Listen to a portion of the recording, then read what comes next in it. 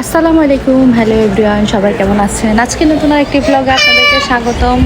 এদিকে আমার পিছিটা কান্নাকাটি শুরু, আর আজকেও সুন্দর করে সাজুগুজু করেছে। অন্যদিকে মামার সাথে ঢং। শেরু কেন কিস চলে যাব তো, তুমি চলে যাচ্ছ। এদিকে দেখো, এদিকে দেখো, এই বুড়ি।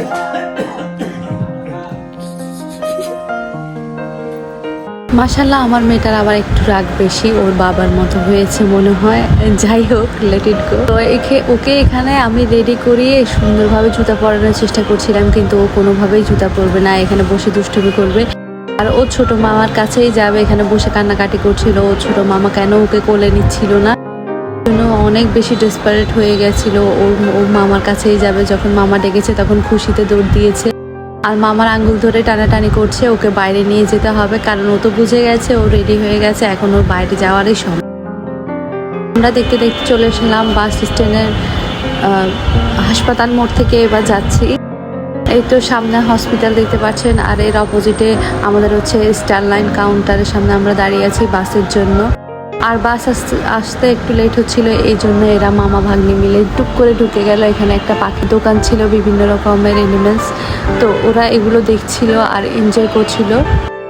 আর আমি ওদের সাথে দাঁড়িয়ে দাঁড়িয়ে দেখছিলাম আসলে ওরা কি দেখছিল আর পাখিগুলো কিভাবে দৌড়াদৌড়ি করছিল। এরিন তো প্রথমে একদম সারপ্রাইজ যে এরা এরকম করছে, পরে চিল্লাচিল্লি করে ওদেরকে ডাকছে, কি কি যেন বলছে নিজে নিজে। মাশাল্লাহ। আর বাইরে আজকে কয়েকদিন যে গরম পড়েছে, এতে বাচ্চা নিয়ে জার্নি করাটা অনেক বেশি কষ্টকর হয়ে যায়। আমি তো স্পেশালি অনেক বেশি টেনসড ছিলাম যে সেই দিন অনেক বেশি কান্নাকাটি করেছে বাসের মধ্যে। ও আসলে গরমটা সহ্য করতে পারে না, যেহেতু ও ঠান্ডার দেশ থেকে এসেছে, হুট করে বাংলাদেশে এসে প্রচুর গরম পাচ্ছে। ও হওয়ার পর থেকে কিন্তু মিশরে অত বেশি গরমও কখনো দেখেনি।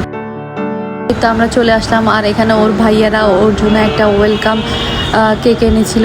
আমরা সবাই টানাটানি করে খুলতে গিয়ে এক সাইডে একটু দেবে গিয়েছিল।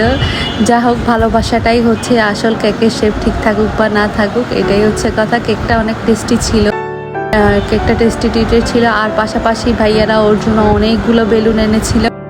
আর এদিকে ভাইয়াদের আদরের বোনটি এখানে দোলনাতে উঠে গিয়ে অনেক এনজয় করছিল। মাশাল্লাহ মাশাল্লাহ। তো আজকের ভিডিওটা এই পর্যন্তই। সবাই সুস্থ থাকবেন, ভালো থাকবেন, আর বেশি বেশি আমার ভিডিওগুলো শেয়ার করে দেবেন। আল্লাহ হাফেজ।